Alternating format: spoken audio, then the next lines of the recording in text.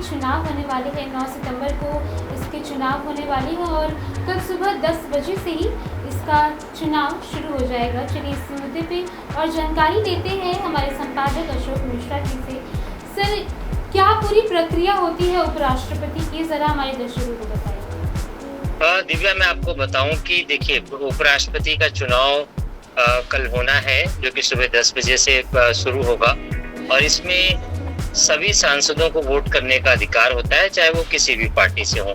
और दूसरी सबसे बड़ी बात मैं अपने दर्शकों को बता दूं कि 1950 में जब भारत का संविधान तैयार हुआ तो ड्राफ्टिंग कमेटी के सदस्यों ने अमेरिका की तरह भारत में भी उपराष्ट्रपति का पद रखने का फैसला लिया।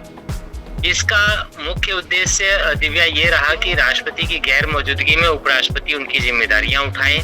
दूसरा, उपराष्ट्रपति राज्यसभा का सभापति भी होगा।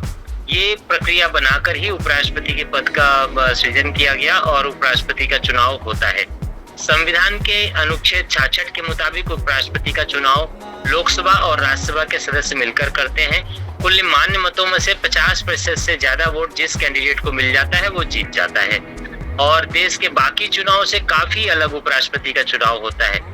सबसे बड़ी बात यह है कि किसी भी सांसद को किसी भी प्रत्याशी को वोट करने का अधिकार होता है। पार्टी लाइन का इसमें कोई मतलब नहीं होता है दिव्या। ये नहीं कि आप बीजेपी से हैं तो कांग्रेस के कैंडिडेट को आप वोट नहीं कर सकते, आप कांग्रेस से हैं तो बीजेपी के कैंडिडेट को वोट नहीं कर सकते, ऐसा कुछ भी नहीं है। आप किसी को भी वोट कर सकते हैं, जो आपको उपराष्ट्रपति अच्छा लगे आप उसको वोट कर सकते हैं। ये पार्टी लाइन से अलग हटकर वोट होता है दिव्या। सर, आपके हिसाब से किसके जीतने की संभावना ज्यादा दिख रही है? देखिए, संभावना पे तो इस पे हम लोग कुछ नहीं कह सकते, क्योंकि जितने भी सांसद हैं वो वोट करेंगे और उनके वोट करने के बाद जिसको ज्यादा मत मिलेगा उसी को उपराष्ट्रपति बनाया जाएगा। लेकिन हाँ, ये है कि इस बार उपराष्ट्रपति का चुनाव काफी कांटे का है और इसमें बहुत ही ये देखने को मिल रहा है कि इस बार जो भी उपराष्ट्रपति बनेगा वो बहुत कम मार्जिन से उपराष्ट्रपति का चयन होगा दिव्या। सर, ऐसे में एक बड़ी खबर सामने आई है कि बीजेडी और बीआरएस के जो 2 उम्मीदवार हैं उन्हें अपना मतदान से पीछे हट गए हैं। इस पे आपका क्या कहना है? आखिर देखिए, अब जो बीजेडी और बीजू जनता दल और जो एक अन्य पार्टी है वो जो वोटिंग से दूर हटे हैं, उनके जो जितने भी सांसद हैं उनकी संख्या को कम करके जितने सांसद बचेंगे उतने ही सांसदों पे निर्णय होगा कि कौन उपराष्ट्रपति बनेगा।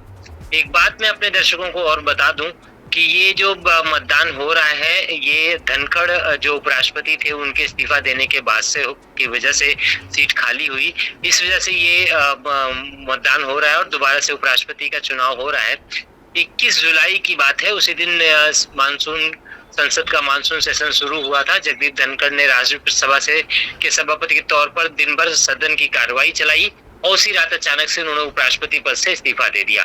उनके इस्तीफा देने के बाद ही अब ये उपराष्ट्रपति का दोबारा से मतदान होगा और चयन होगा दिव्या। जी ठीक है सर, बहुत बहुत धन्यवाद हमारे साथ जुड़ने के लिए। देखिए, क्या कुछ हमारे संपादक ने हमें बताया और अब ये देखना दिलचस्प होगा कि उप राष्ट्रपति के चुनाव में किसकी जीत होगी और भारत का अगला उपराष्ट्रपति कौन बनेगा।